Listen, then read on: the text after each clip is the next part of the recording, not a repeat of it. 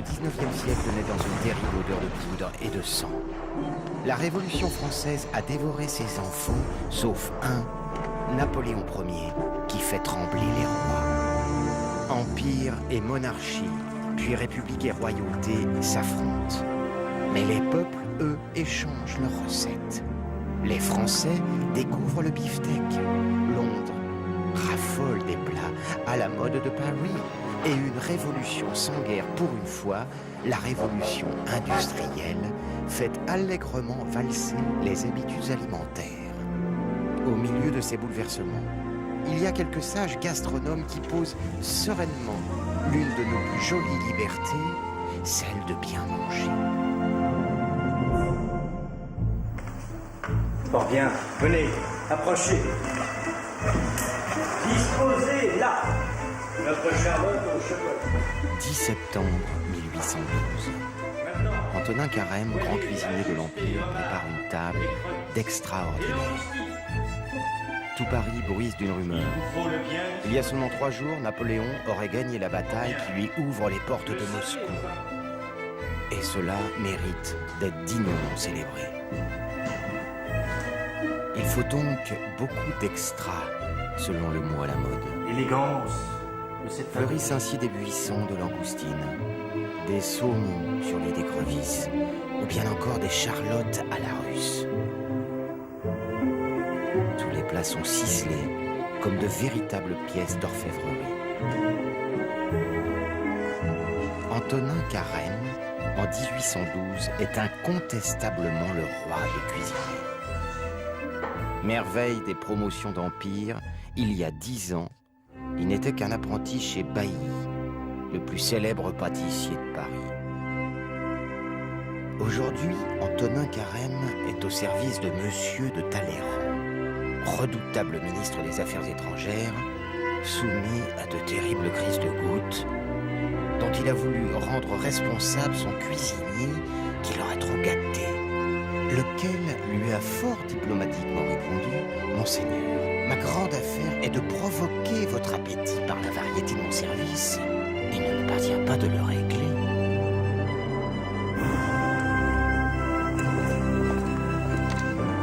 Le ministre en a souri et il a laissé la bride sur le cou à son maître-queux. Fasciné, comme tous les Français, par l'Égypte et son architecture, Carême a pu ainsi transformer la cuisine en art monumental que vont vouloir s'offrir tous les nouveaux riches de l'Empire. Car ces hommes et ces femmes qui gravissent les marches du palais Beauharnais, en rivalisant de courbettes et de courtoisie, étaient, il y a encore quelques années, des artisans, des commerçants ou de simples soldats. Avec l'Empire, ils sont devenus de riches financiers, des industriels, des officiers supérieurs, très fiers de leur titre flambant neuf. Qu'ils soient barons, comtes ou duchesses, la table est un des lieux favoris pour exposer leur fulgurante ascension sociale. Et Carême a su traduire leur désir d'éblouir. La cuisine de Carême, c'est une cuisine caractérisée par le souci extrême du décor.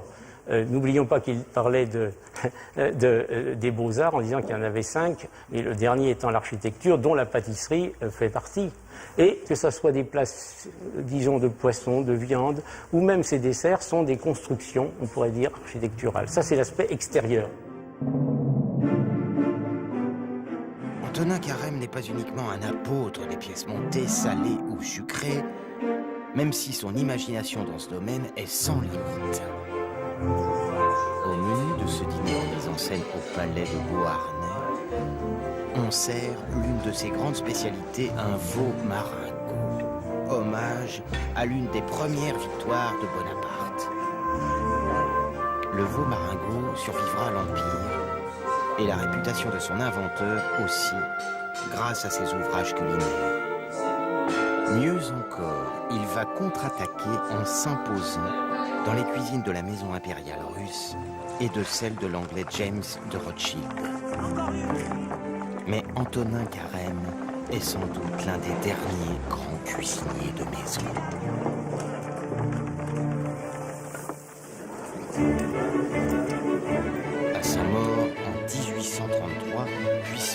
bourgeois ont pris la liberté de déserter leur salle à manger. Ils préfèrent aller au restaurant. C'est un héritage de la Révolution. Liberté, égalité et restauration pour tous. Enfin presque, car pour être traité comme un roi à table, mieux vaut ne pas être ouvrier ou paysan.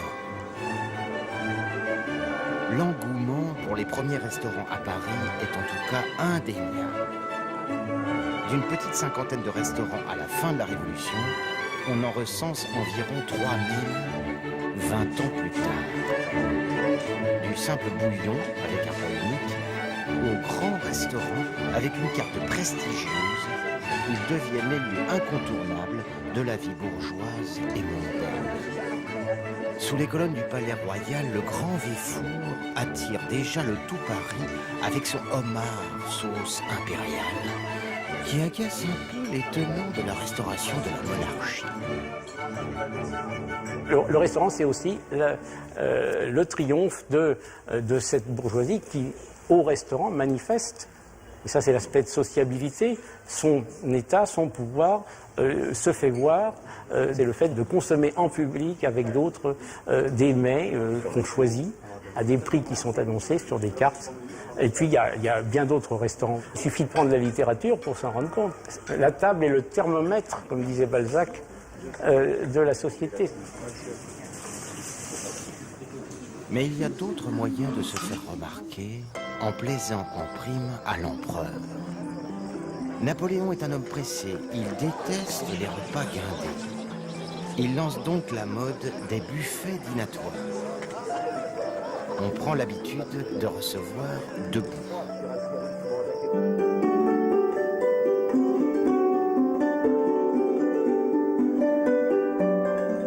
Les premiers traiteurs de luxe se multiplient. Chevet, Potel ou Dalloyau deviennent ainsi des fournisseurs très demandés. D'autant qu'ils savent où se procurer la boisson favorite de Joséphine de Beauharnais, le champagne.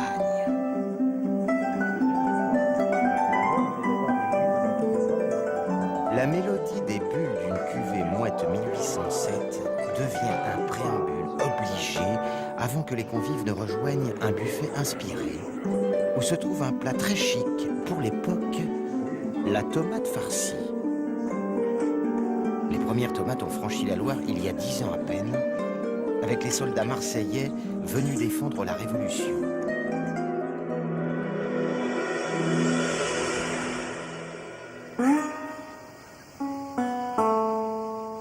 Aujourd'hui, la tomate est d'une affligeante banalité et souvent bien fade. Mais en se donnant un peu de peine, on peut dénicher quelques artistes de ce fruit, comme René Caramella. Collectionneur globe-trotteur, il en propose plus de 120 variétés tous les samedis au marché de Mouriès en Provence. Et il les connaît toutes par leurs petits noms. Les noms des tomates, il y a à peu près 80% des variétés anciennes sont à consonance anglo-saxonne. Mais enfin, il faut dire, les plus grands collectionneurs de tomates anciennes, c'est au 19e siècle, un certain Alexander Livingstone. C'est lui le grand chef de la tomate. En France, on avait bien le Villemorin-Andrieux de 1875, mais il y avait 2 variétés de tomates dedans, ou 3, voyez-vous. Pour que ces plants donnent bien, René laisse beaucoup de feuillage avec une conduite dite buissonnante.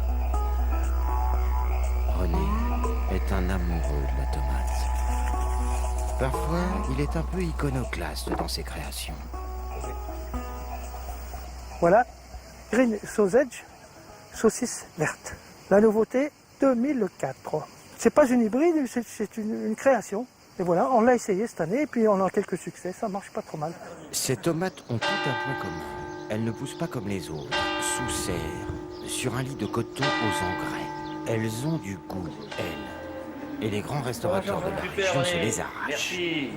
Voilà, donc le Comte Vincent, Crime Zébra, fabuleux. Alors ça, pour les petits tartares, c'est fabuleux. Et puis tu m'as dit qu'il y avait des belles cœurs de bœuf en dessous. En Avignon, Oh là là, Christian joli. Étienne Ça, c'est mélange beau. ainsi avec un infini bonheur le rouge, le jaune et le vert pour son tartare de tomates très réputé. Ici, ces fruits longtemps baptisés pommes d'amour sont encore promis à 2 bourgeois.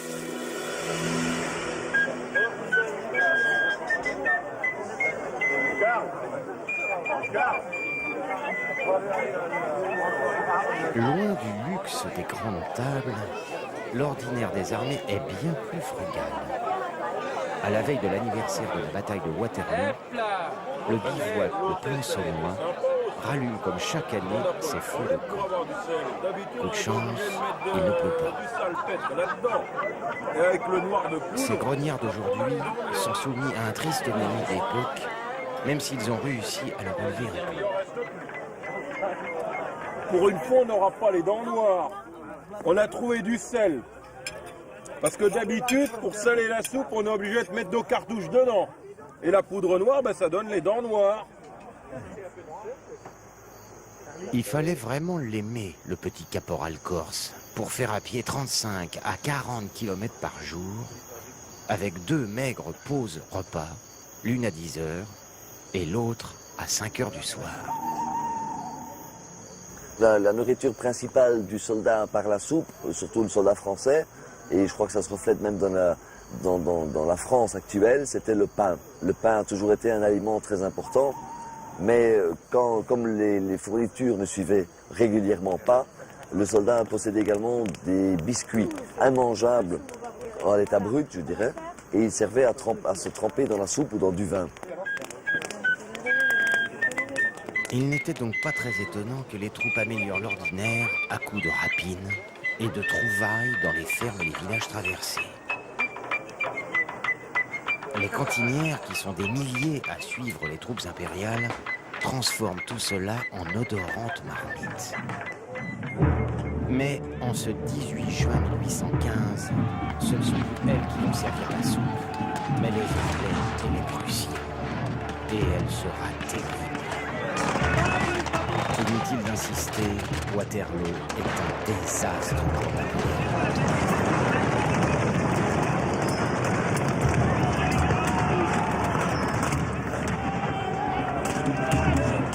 L'armée impériale est en miettes et son honneur est à terre. Les cuirasses des valeureux cuirassiers du maréchal Ney sont transformés en rôtissoirs par l'anglais et plus précisément les Scott Guards. Les Français, bien sûr, ont essayé d'oublier Waterloo, mais adoptent très vite certaines habitudes des vainqueurs. Ils ont déjà dû déguster du sucre de betterave à cause du blocus maritime de la flotte anglaise, qui les a privés de canne à sucre. Ils vont se mettre à manger du beefsteak à l'anglaise. Les vainqueurs sont en effet les premiers à pratiquer à grande échelle l'élevage bovin, uniquement pour manger de la viande. Au fil du siècle, leurs troupeaux de savoureux Angus, par exemple, seront imités par les éleveurs de Salers ou de rouges de Flandre. Mais à travers toute l'Europe, les bovidés apprendront vite à se consacrer à leur activité principale, regarder passer de drôles de monstres sous leur panache de vapeur. La paix revenue, l'extension rapide en Europe des transports ferroviaires permet aux régions de ne plus dépendre uniquement de leur production locale. Les grandes villes reçoivent à profusion denrées animales et végétales. Avec cet énorme changement, les Européens ne se demandent plus s'il y aura assez à manger, mais plutôt ce qu'ils vont choisir à manger. Partout, halles et marchés regorgent de victuailles. Le monde paysan, encore très majoritaire, a découvert la productivité. La révolution agricole, c'est le terme qu'on a utilisé pour qualifier tout un ensemble de modifications qui ont abouti à une augmentation de la production agricole, alors, parfois avec des inventions comme l'introduction de nouvelles plantes, mais aussi l'introduction de nouvelles pratiques, comme par exemple l'introduction de cultures fourragères qui ont permis d'avoir beaucoup plus de bétail, beaucoup plus de viande, mais également de mieux travailler les sols. On a des pratiques qui sont beaucoup plus proches de l'industrie avec le développement des engrais, plutôt dans la deuxième moitié du XIXe siècle. C'est ce qui permet une meilleure nourriture de l'ensemble des populations. Pour la première fois, les disettes disparaissent d'Europe sauf de l'Irlande. En 1845, la maladie de la pomme de terre, nourriture quasiment exclusive des Irlandais, plonge le pays dans une effroyable misère. Le reste de l'Europe ne s'en préoccupe guère et préfère transformer ses jardins et ses vergers en de véritables Édens. Le 19e siècle est le point culminant de la diversité alimentaire grâce au savoir-faire des paysans et des horticulteurs, mais aussi grâce à l'aide de nouveaux et savants intermédiaires, les semenciers. Alors, des semenciers comme Vilmorin ont bien sûr apporté des innovations à l'agriculture, mais également à l'horticulture, en les fixant, en les inventoriant, mais également en les améliorant pour répondre à l'évolution des goûts. Cette évolution des goûts, c'est avoir des produits, par exemple, aptes au blanchiment, des poireaux qui soient de grosse taille, des choux paumés, des salades paumées. On est dans un affadissement des goûts. On aime donc ces légumes blanchis plus fades. On aime des choses plus sucrées également, donc l'haricot vert, le petit pois qu'on va développer ou la carotte qu'on va développer également en recherchant les produits les plus sucrés possibles. C'est une réponse du marché des semenciers à la demande horticole qui elle-même retranscrit la demande des consommateurs.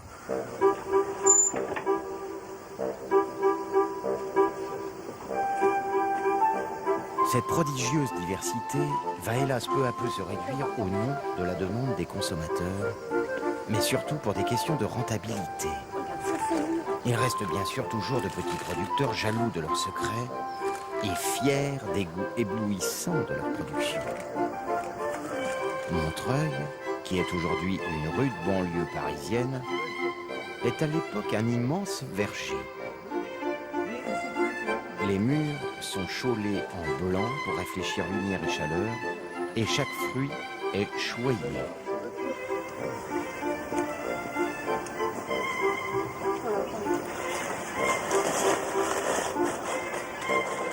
On vient parfois de très loin pour passer commande ici de pommes terriblement chic aux emblèmes de sa propre maison.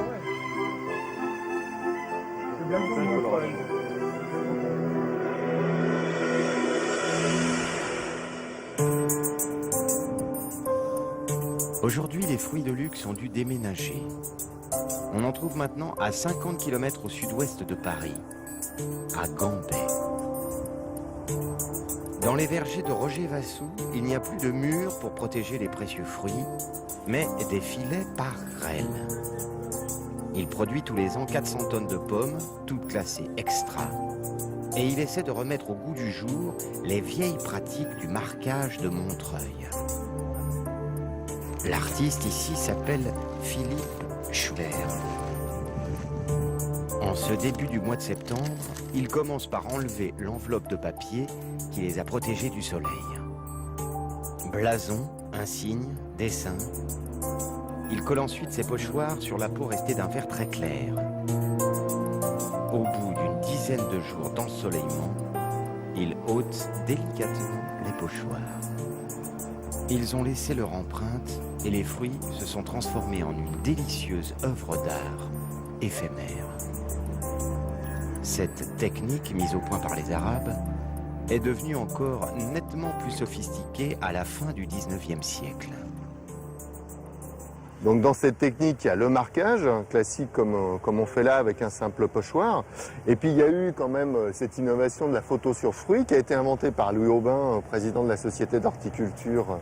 Et ben c'est ça qu'on essaie de faire, c'est la rencontre avec Franck, qui dans son travail de photographe justement essaie de travailler autour des émulsions anciennes, en posant des négatifs sur pommes. Cette année, dans les vergers de Roger et Philippe, sur de fameuses calvilles blanches, c'est l'effigie du tsar Alexandre qui est à l'honneur, comme en 1894. Cette prouesse avait alors valu aux arboriculteurs montreuillois de remporter le concours agricole de l'exposition universelle de Saint-Pétersbourg.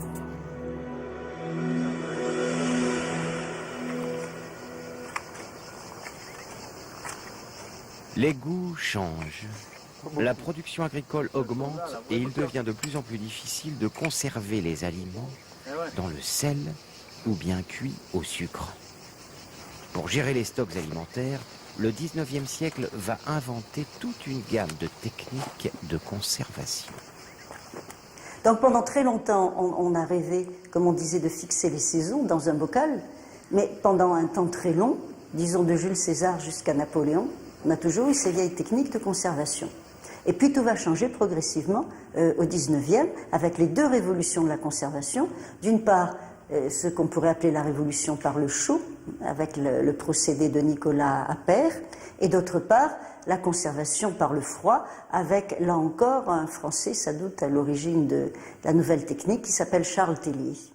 Cet entreprenant savant se lance en 1876 dans une grande première pour l'époque, ramené dans un bateau baptisé le Frigorifique, un chargement de viande d'Argentine. Après 1 mois et demi de traversée, en maintenant son précieux chargement à 0 degré, il débarque sa viande parfaitement conservée dans le port de Bordeaux. Outre-Manche, l'apertisation, c'est-à-dire la stérilisation sous verre des aliments par un bref chauffage à plus de 100 degrés, est appliquée à des contenants métalliques. Grâce à une industrie métallurgique plus développée, les Anglais remplacent ainsi le verre par du fer blanc et ils lancent à grande échelle les conserves à travers le monde. La révolution de la conservation se poursuivra avec la pasteurisation à chaud ou à froid, rendant la consommation des produits laitiers et de bière plus sûre. Le vin, lui aussi, fait des progrès considérables. Dans le Bordelais, en Bourgogne, ou même comme ici, dans la vallée du Rhône, à Vaqueras, le raisin devient l'objet d'attentions scientifiques très particulières. Les chimistes fournissent l'équation théorique de la fermentation alcoolique et des données précises sur la teneur en alcool des principaux vins. La vinification devient alors une science presque exacte. À partir de la moitié du 19e siècle, apparaissent les premières classifications des vins, et donc les grands crus, ainsi que les lois complexes et contraignantes qui encadrent encore la production de vin. Pour les pinardiers peu scrupuleux, c'est le début du déclin. Au 19e siècle, dans toute l'Europe, le boulanger est toujours un homme extrêmement important. Avec un grand creux ou une piquette, on mange toujours beaucoup de pain. Tout le monde mange pratiquement à sa faim. Mais l'ordinaire de la classe ouvrière n'est pas très varié. Pour Engels, le grand défenseur des prolétaires, si l'on n'appartient pas à la catégorie des ouvriers embauchés à un salaire décent dans les nouvelles usines, la misère est au fond de l'assiette. Dans les familles où l'on gagne moins, écrit-il, nous trouvons que la nourriture animale est réduite à quelques dés de lard, mêlés aux pommes de terre. Et ceci est vrai dans l'hypothèse où le travailleur a du travail.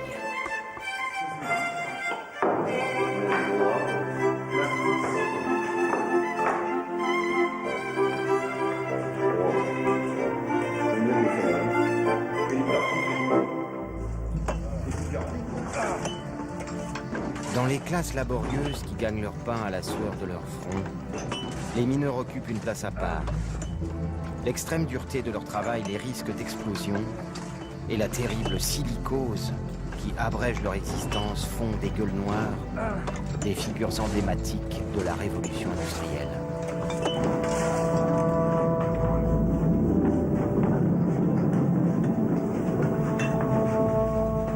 Au fond de la mine d'Arambert, dans la région de Valenciennes, d'anciens mineurs retrouvent les gestes de leurs aïeux.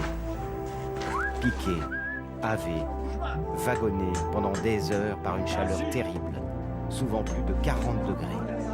Mais ils n'oublient pas le moment sacré pour tous les mineurs, celui du briquet, la pause casse-croûte.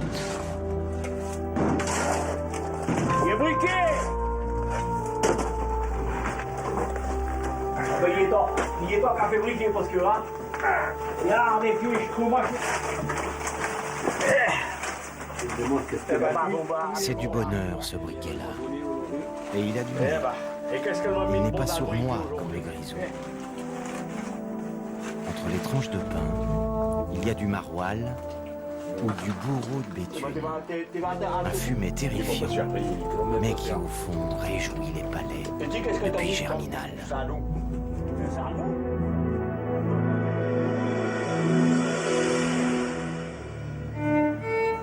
Les années ont passé et les terrifiants fromages ont su se faire une place dans le beau monde. À Béthune, il trône au cœur d'un restaurant 2 étoiles. Mais maroilles et bourreaux de Béthune sont prudemment mis sous cloche pour que les clients trop délicats ne s'évanouissent pas. En cuisine, Marc Meurin et sa brigade n'ont pas de ces pudeurs. Ils respirent à plein poumon les merveilleuses effluves de ces pâtes lavées. Ils régaleront les clients huppés, qui ne savent pas forcément ce qu'ils doivent aux gueules noires et à leurs bonnes femmes. On va laisser comme ça. Ils ont pris des vieux maroilles très affinés, des vieux gris de Lille, qu'on surnommait à l'époque et qu'on surnomme encore puants macérés. Et c'est de là qu'est venu le fromage fort de Béthune. Donc ces fromages étaient macérés chez nous dans la bière, avec, on va le voir, du thym, laurier, clou de girofle. Mais fin de compte, il n'y a pas une recette précise. Chaque femme, chaque épouse avait sa recette qu'avait indiquée sa mère. Dans les cuisines de Marc Meurin, le maroilles finement découpé peut se transformer en petit chou pour une entrée, en quiche pour un plat, mais celui-ci va finir en friture. Alors le beignet de maroilles, bon, c'est très simple, c'est une pâte qui est faite pour envelopper le beignet. À la friture, ça se forme une coque, le fromage fond légèrement, donc vous avez un côté un petit peu liquide, crémeux dans l'assiette. Servi avec quelques feuilles de chicon et de barbe de capucin qui lui donneront une note acidulée, ce maroilles en beignet perdra un peu de son parfum prolétaire. Mais il pourrait presque séduire une riche milady à la table d'un fin connaisseur comme Alexandre Dumas.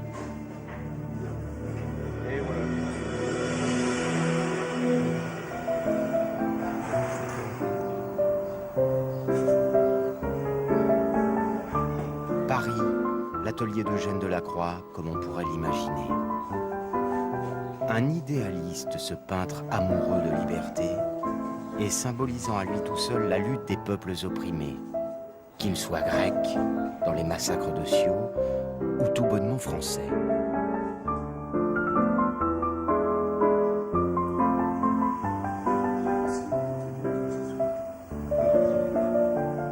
Cette liberté guidant le peuple va fixer pour la postérité le souffle révolutionnaire des Trois Glorieuses de 1830.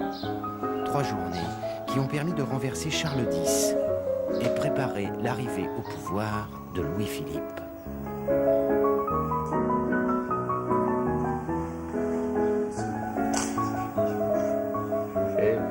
Delacroix a l'âme romantique, révolutionnaire, mais paradoxalement celle d'un fiefé conservateur. L'évolution des mœurs l'irrite. Les nouvelles habitudes bourgeoises le hérissent. Et les modes du moment, quand il s'agit de passer à table, le mettent hors de lui. Son journal soigneusement tenu en témoigne. Ces dîners servis plus que jamais à la Russe me troublent beaucoup. Les domestiques servent pitoyablement à leur fantaisie des morceaux de hasard. Adieu la cordialité, adieu l'aimable occupation de faire un bon dîner. Vous regrettez votre dîner de garçon au coin du feu. On se bat pour la liberté sur les barricades, mais dans les grandes maisons, on en profite déjà. Le siècle bouleverse toutes les habitudes. Nouveauté, légèreté, les traditions valsent rapidement à l'image de cette nouvelle danse qui donne le tournis à la bonne bourgeoisie. On peut désormais virevolter en prenant sa partenaire directement par la taille, comme les Autrichiens et les Anglais.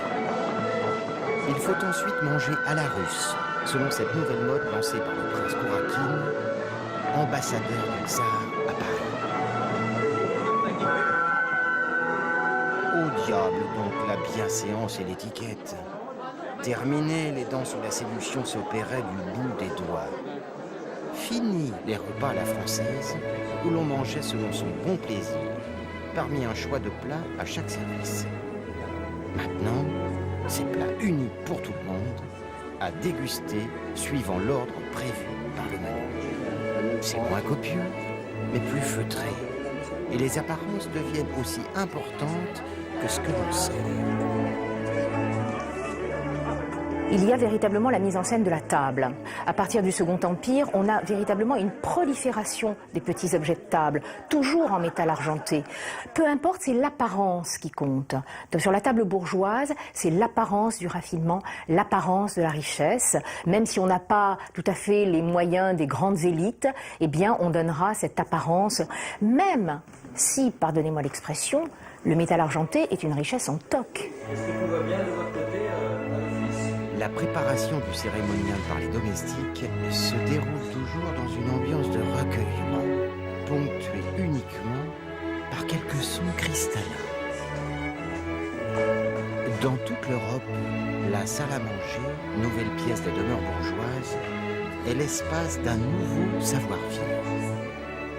Ici, il convient de recevoir en petit nombre pour commenter la vie de famille, traiter les affaires ou nouer éventuellement de bonnes relations. Cette vitrine expose le triomphe de la cuisine bourgeoise qui va être mis en scène, et c'est nouveau, par des femmes, poussées vers la ville par l'exode rural. Dans les familles où on peut engager une cuisinière, ce sont aussi ces femmes de la campagne, ces filles de la campagne, qui vont élaborer les plats. Alors elles arrivent avec, je dirais, une connaissance des produits, des traditions culinaires de leur campagne, et elles rencontrent une richesse matérielle, la possibilité d'acheter des ingrédients coûteux, et finalement il va y avoir une jonction entre ces deux traditions qui va donner cette grande cuisine du 19e siècle. Tradition et profusion donnent naissance à une cuisine très riche. Plats régionaux et recettes classiques mijotent dans des sauces très grasses. Et la crème y fait un triomphe. Monsieur Prud'homme raffole de la blanquette de veau et de tous les plats qui flattent son embonpoint. Un imposant tour de taille est en effet un signe de réussite sociale. Et tant pis si ça fait des choux gras, des premiers caricaturistes. Mais on sait aussi manger plus légèrement, plus gaiement. Les peintres impressionnistes ont su saisir une nouvelle mode, les déjeuners sur l'herbe. Et on ne dit pas encore pique-nique. Ils ont su rendre aussi les merveilleuses toilettes des dames qui savaient se mettre en frais pour honorer une invitation à dîner au château de Cagny. Pour la famille d'Unolstein, propriétaire de ce lieu prestigieux, c'est un grand soir.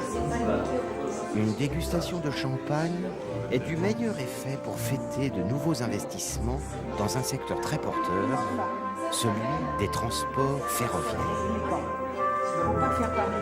En attendant de passer à table, pendant que ces messieurs espèrent des plus-values en bourse, les dames rêvent de somptueuses crinolines.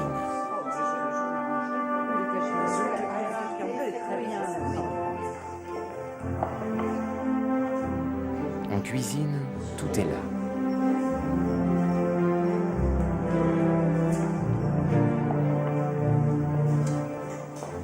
Fin connaisseur des fastes culinaires du 19e siècle, Lionel Morin va redonner à la table du château de Cagny toutes les saveurs de son prestige passé. Sa petite brigade concocte une première partie du menu digne des premiers palaces où officiait son maître à penser, Auguste Escoffier. La référence absolue en matière de cuisine dans l'Europe de la fin du 19e siècle. La cuisine du château est certes moins colossale que celle dirigée par Escoffier, mais en matière de plat, elle n'a rien à leur envier. Saumon, sauce vénitienne, filet, sauce madère, et terrine de foie gras truffé, Rencourt. Ce sont les hors-d'œuvre et les entrées.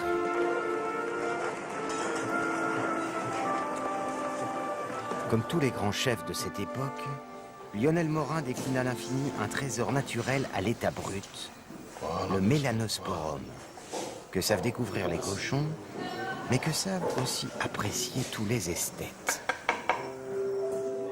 Après les entrées, le dîner s'ouvrira donc sur des bouchées à la reine aux truffes. Pour accompagner les premiers plats, le sommelier propose une cuvée de Médoc 1861, date de naissance de Félix, qui aujourd'hui est déjà un jeune homme. Tous les vins sont maintenant bu purs, et pour l'eau, un autre verre est prévu à cet effet. Potage, terrine, hors d'œuvre et bouchées aux truffes expédiées, la cuisine prépare les rôtis. Ok, c'est bien. Comme son maître Escoffier, le chef pourrait mitonner la spécialité qui a fait ce pâmé de très riches et très gourmets anglais aux tables du Carlton ou du Savoy. Des cuisses de nymphes aurore.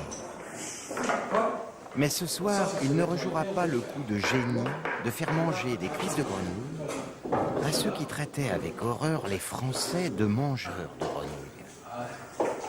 Tout en gardant un œil sur la préparation des viandes et des volailles, le chef surveille son second qui coupe une superbe selle d'agneau. Elle sort du four, de l'une des toutes premières cuisinières. Cette pièce de viande deviendra, avec une prose un peu précieuse, une selle d'agneau chervue. Rôtir la selle en douceur à la broche, la dresser et l'entourer de pommes toutes proches.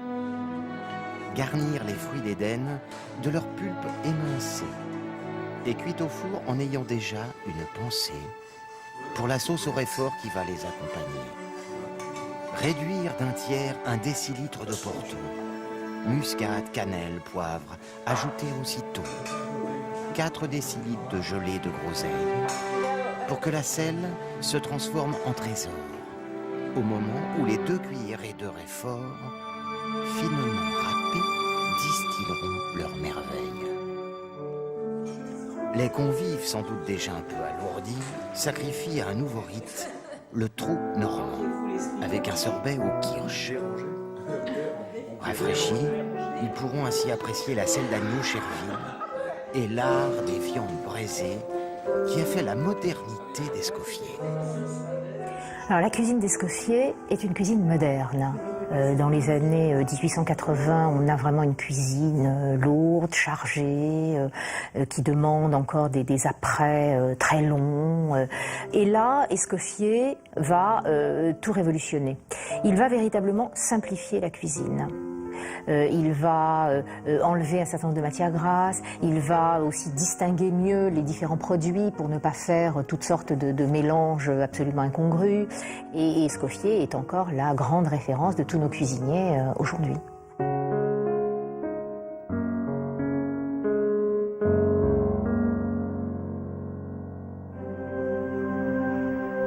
Au pied des Alpes bavaroises, on sait vivre. Particulièrement dans le petit village de Hachau, dans cette très chaleureuse et très chic résidence. C'est l'univers un soupçon rococo de Heinz Winkler, qui fut le plus jeune chef européen à être 3 fois étoilé. Collectionneur éclairé d'éditions originales de livres de recettes, il possède l'œuvre d'Auguste Escoffier, un trésor qui lui sert toujours de Bible. Autrefois, la cuisine était très lourde. On servait 3 sortes de viande. Du temps d'Escoffier, il y avait une volaille, veau, du chevreuil, du poulet, tout cela dans le même menu. Aujourd'hui, en ce qui concerne la cuisine vitale, j'ai déjà publié 88 livres sur le sujet. C'est une cuisine pleine de saveurs, préparé avec des cuissons beaucoup plus courtes qu'autrefois pour être beaucoup plus digeste. À chaque plat, sa formidable culture lui permet de réinventer de subtils équilibres. Le classique roast beef en croûte de sel, cuisiné par Escoffier, prend avec son coup de main une allure surprenante, sous la forme d'une échine d'agneau en croustade. On a fait une petite révolution. On a eu l'idée de mélanger du sel et de la farine pour faire la croûte. 1 kilo de farine, 1 kilo de sel, et ça donne la même fonction qu'avant, c'est-à-dire répartir la chaleur pour que la cuisson soit parfaitement régulière. Ça, c'est encore une vieille idée qu'on a un peu rénovée.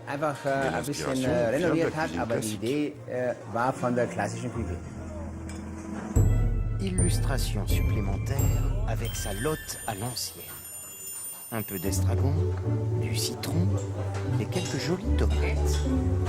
C'est simple, parfait, particulièrement sain et totalement en harmonie avec sa philosophie de la table, qui marie le goût des saveurs du XIXe siècle aux exigences du monde. Brillat Savarin, le célèbre théoricien de la gastronomie, aurait tout à fait pu savourer ce plat ici et prendre quelques notes pour son œuvre, La physiologie du goût. Comme celle-ci, la découverte d'un mets fait plus pour le bonheur du genre humain que la découverte d'une étoile. Avec le XXe siècle, les ouvriers prendront de l'embonpoint, les bourgeois commenceront à penser à leur ligne.